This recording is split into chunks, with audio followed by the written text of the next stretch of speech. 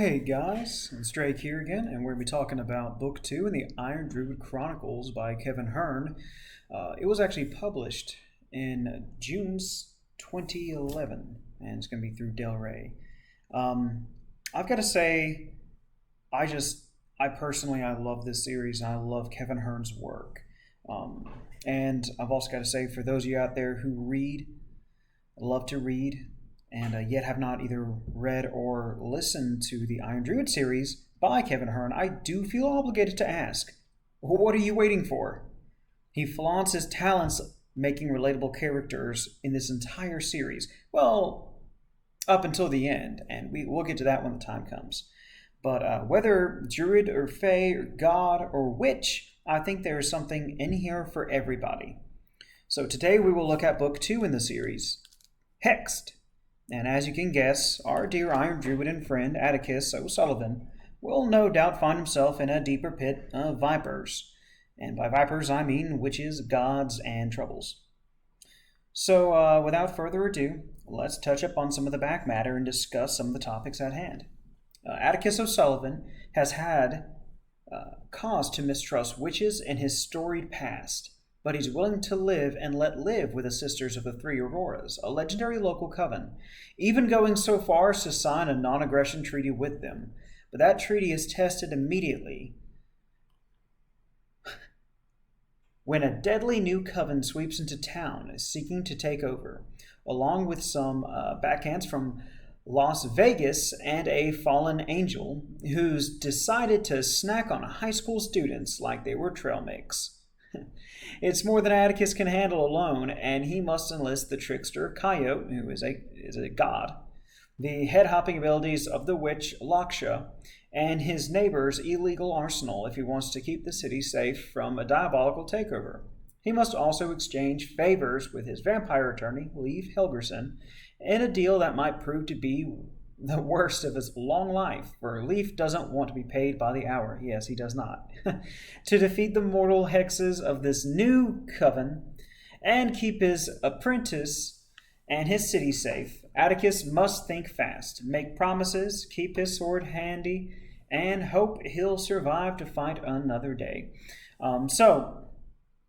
Let me just say, a big problem with most urban fantasy styles to me is their tendency to fail at making you believe that what you're reading is actually plausible. That to me kills most of these books. However, I do think Kevin Hearn personally, while writing these, he's done so much research and he's done so much he has such an extensive knowledge bank in these pantheons that he knows how not to cross his streams here and how to actually keep that suspension of disbelief in his readers. So I find myself not questioning this world so much as I'm reading, and I think that has a lot to do with his just delicious world building, the humor, his storytelling. Oh, and yeah, Oberon, of course. That's going to be the trusty Irish wolfhound from the first book, and he's a staple throughout the entire thing. I've got to say, I love this dog. His humor is just hilarious, and for y'all who don't understand, Oberon here is kind of like Atticus's familiar, and Atticus has a mental link with Oberon. So they actually communicate through a mental link, and it's pretty funny. It's obviously a dog, so it's going to think like a dog thinks, and he also has a thing for poodles. So throughout the run of this book, we're going to find an array of problems that just don't seem to cut Atticus a break. And it's going to be from the crazed followers of Bacchus, a god of pretty much just gluttony and pleasure, a god of pleasure, to the battles with witches.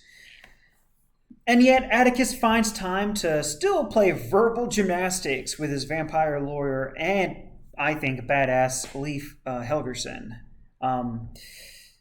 who has taken a liking to the Druid's blood, might I say. So when we say that he doesn't want money. That is absolutely accurate. He doesn't want money. He would rather just have a little bit of Atticus's blood. Now, the relationship between Leif and Atticus is a strange one, made even more strange by his constant requests that Atticus deal with the god Thor. And, of course, we will discuss that at a later time, however, because it's going to play a pretty large role in Hammered, which will come around the corner here in a bit. We also get to see more of how Atticus can uniquely use his abilities to survive the deadliest of situations. Now, without giving too much away, of course, he is the Iron Druid, so he has bound himself with an iron charm, and that helps him with a lot of things. His extensive knowledge being like 2100 years old, something like that, is very remarkable. Now, like I said, I can't give too much away, but I can go ahead and I will say that he's going to piss off Bacchus, and that's going to lead to a lot of the troubles that's going to happen here. And Bacchus actually is a pretty heavy hitter. And depending, of course, on like different kinds of lore here in different pantheons, you're going to hear there's different ways to handle these deities, and we're going to find that out in this. Again, I don't want to spoil this at all. So I'm just going to try to make this book here quick and just say that y'all need to check out Kevin Hearn's series here, Iron Druid Chronicles. You won't be upset. Actually, if you can, listen to the series. I've got to say that the guy who actually does the voice work for the books is actually great. I actually started with this one on Audible. I had some extra credits and, grabbed them up. But I do not regret it at all. And, down the road turns into New York Times best-selling series. I'm like, hey, I guess I've got good taste. I even turned around and bought these in paperback because, hey, that's what you do if you want to support something. Now, there is going to be some issues later on down the road with the books. I will go ahead and say that now. So just expect that. Some endings are not the best. While these books seem to just progressively get better, you will notice there's going to be a drop-off point.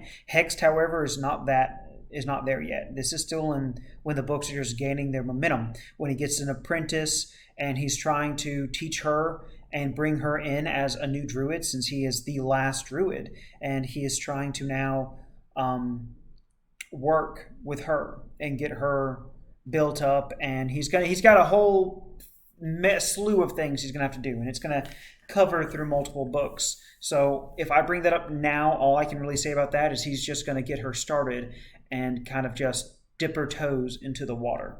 The relationship between him and Leif Helgerson, like I said, will again lead into other books.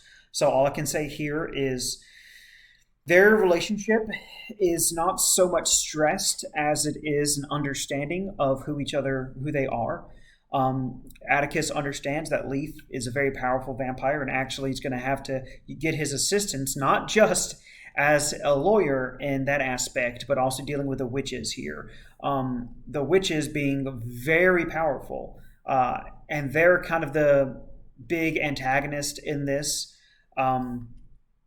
Now, we can discuss Laksha as well. Again, all these characters are going to pretty much play large roles later on, and you got to see Kevin Hearn had it planned out this way from the get-go. He started out with dropping a lot of foreshadowing here. So when you read this book, really try to take in as much details as you can, and that is why I also want to recommend you listen to it, because you could probably pick up a lot more details if you hear somebody else saying it. That's kind of the cool thing about storytelling. But hey guys, it is about to get to 10 minutes on this, and I don't think a video like this should last too long, especially if I don't want any spoilers. So if I keep talking, I will be spoiling things. But I've got to just say, guys, my personal rating, and I'm trying to be harsher on my ratings, but I love this series too much. I've got to get it a 9.5 out of 10. The only reason I'm not giving it a 10 is really nothing's perfect. and you're going to find some lulls in here when there's a lot of explanation on how certain things work in this world, like druidry and stuff like that.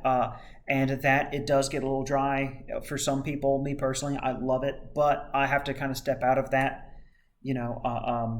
what I like, and I have to try to be objective. Play subjective and objective with this as well. So I understand for some people it could get dry here and there, but it's going to make up for it with the humor that's constantly being thrown at you. I mean, just knee slapping stuff. So hey guys, hopefully y'all check it out, and I'll catch you later. So peace.